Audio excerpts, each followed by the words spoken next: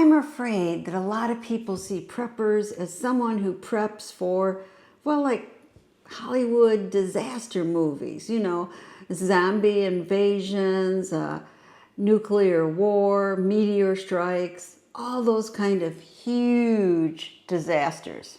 Kind of reminds me of Doomsday Prepper when they said, "What are you prepping for?" And they would answer, the Yellowstone supervolcano erupting, or total economic collapse, mega earthquakes, that type of thing. That's how a lot of people see preppers.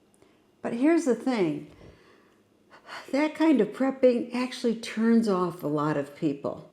They look at the bunkers, the gas mask, and all the ammo, and they think, I could never do that. Or maybe I never want to do that. Or even worse, these preppers are crazy. And to me, that's really, really sad, because that's, for me anyway, not what prepping is all about. It's prepping for things that will disrupt your daily life, not totally destroy the planet. I've said it before, I am not an apocalyptic prepper. I am not digging bunkers and storing enough food to last 50 years.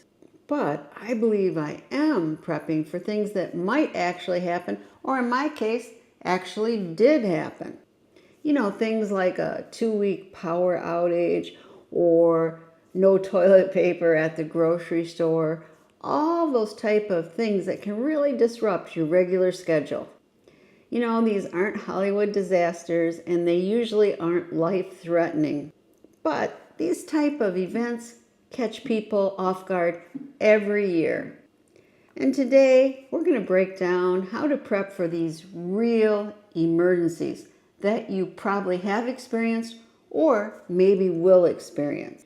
And we're going to try to do it in a way that's simple, cost-effective, and practical. To me, a lot of the prepping advice is at both ends of the continuum.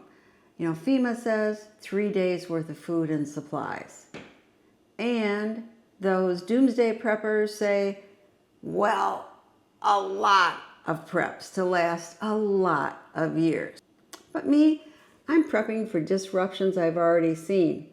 Yep, we've often lost power, and sometimes for more than 3 days. And yes, during COVID, I did have problems finding toilet paper on the shelves. And we have had boil water advisories in the area, although not for me because we have a well. So, yeah, water can be contaminated. And these type of things, well, they happen all the time, where I live anyway. Just in March of this year in Michigan, we had a terrible ice storm, and it knocked out power for some families for 18 days, closed, I think, 300 different roads, and people had to rely on warming centers or generators because it was darn cold outside. Have you ever went without power? If so, what's the longest you've went for? Comment below. And then the boil water advisories, that happened in Highland Park, Michigan.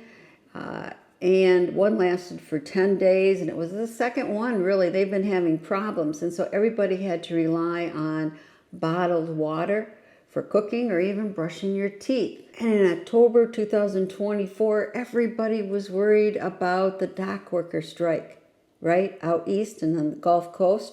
It would cover 36 ports, 45,000 workers. And would there be stuff on the shelves in your grocery store? So what happened? A lot of people hit that store, and then no, there wasn't something on the shelves. And I bet you can think of a lot of examples too where you live. Mention them below.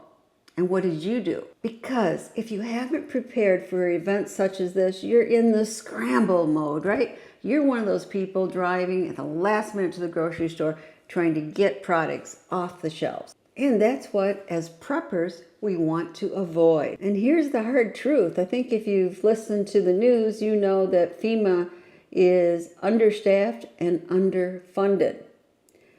So each of us really needs to be self-reliant because, well, the government might not be there to help us. Now, I like to think of prepping kind of in 3 tiers. So the first tier is that 3-day prepping. Have enough food, water, light, first aid kit, and any other essentials such as prescription meds. Have at least 3 days worth. And that's what FEMA recommends. And yes, this will see you through a lot of what I call inconveniences.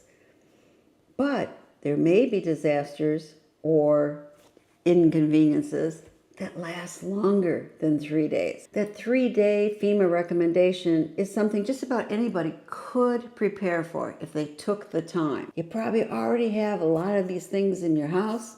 I mean, think peanut butter, right? Food bars, these type of things. You don't need any heat in the oven to cook, right? Just have some peanut butter and crackers and you're raring to go. Now, if this video is helpful to you so far, please hit that subscribe and notification button. And of course, the thumbs up. It is really, really appreciated. So we have the Tier 1, the FEMA 3 days. And next we're going to talk about Tier 2, which is prepping food and supplies enough to last your household for at least 2 weeks. And to me, that's where real disruptions happen. And that is what people need to be prepared for. And if you're prepared for 3 weeks, 1 month, or more, fantastic. But don't miss this middle ground. Now, FEMA has a great list, and I'll have a link to it below. And all you have to do is expand it, right? Instead of 3 days, make it 2 weeks. So then for water, right, you need 1 gallon per person per day. You're going to need 14 gallons per person. And you're going to want food enough to feed your family that doesn't need to go in a fridge, right? So think of things like this peanut butter or canned goods, those type of things. You don't have to go out and buy expensive freeze-dried food. It really isn't necessary. I really hate it when I see people putting their life savings into freeze-dried food because they think, oh, this is preppers, this is what they recommend, this is what they have to have. Well, sure, it's great to have it, but it is not unessential. And remember, with freeze-dried food, you need access to water. So if water's at a premium, then freeze-dried might not be as good as something else on your pantry shelf. And if you need help building up that food supply, I have a video for you. It's called Building a Family Emergency Food Supply, a step-by-step guide. It walks you through exactly what you need to stock using practical foods that your family will eat. Now, when you're talking about water, of course, it's a good idea to have a Berkey or a water filter just in case. And it's not bad to have food that you can cook also. So think of having like a camping stove, a butane stove, or on your grill, something along that nature if you lose power. And don't forget to have fuel for that. And rather than just flashlights, think about having solar-powered lights and solar-powered chargers available, and maybe even a small generator. And make sure you have enough everyday items, like trash bags, paper towels. And of course, again, good idea to have at least a 2-week prescription med supply and food for your pet. And think about what would be the thing that you miss the most. For my husband, I think he would miss coffee if we didn't have it available. And for me, it would probably be my nightly chocolate. Yes, I crave it every night. And I would really be unhappy if I couldn't have that. So make sure you stock what is a morale booster for your household. So what's your comfort item? Is it coffee? Is it chocolate? Or something else? Okay, now we're into Tier 3, and that is really aiming for at least a 3-month buffer. Again, you just do what you did to come up with your 2-week supply, but instead times it enough for a 3-month supply. And that will take time for most of us to accumulate. But don't worry, you can just buy one extra jar of peanut butter when you go to the grocery store. And then write on the expiration date or the date you bought it, whichever you wish, and put it on your pantry shelf. Keep doing that with canned items and other items, and you soon will have a 1 month, then a 2 month, and then a 3 month supply. Just remember to use and replace the foods you use. You want to, what we call, rotate your supply. You want your food to stay fresh and safe. Oh, and one more thing, no matter if it's 3 day, 2 week, 3 months or more, know your neighbors. They can have something you might need. You might have something they need in a crisis, and you can help out each other. In our case, we have chickens, so we daily have eggs, and other neighbors might appreciate that. So again, to me, prepping is not about spending your life savings on freeze-dried food or building a bunker behind your house. I believe in prepping for real emergencies, like what I said, the Michigan ice storm or empty shelves, not the big Hollywood disasters. Although I have to admit, I love watching those disaster movies and apocalyptic movies. But I do know that it is very slight that any of those will happen to me. But like I said, I've been through the power loss. I've been through a home fire and been out of my house for 9 months.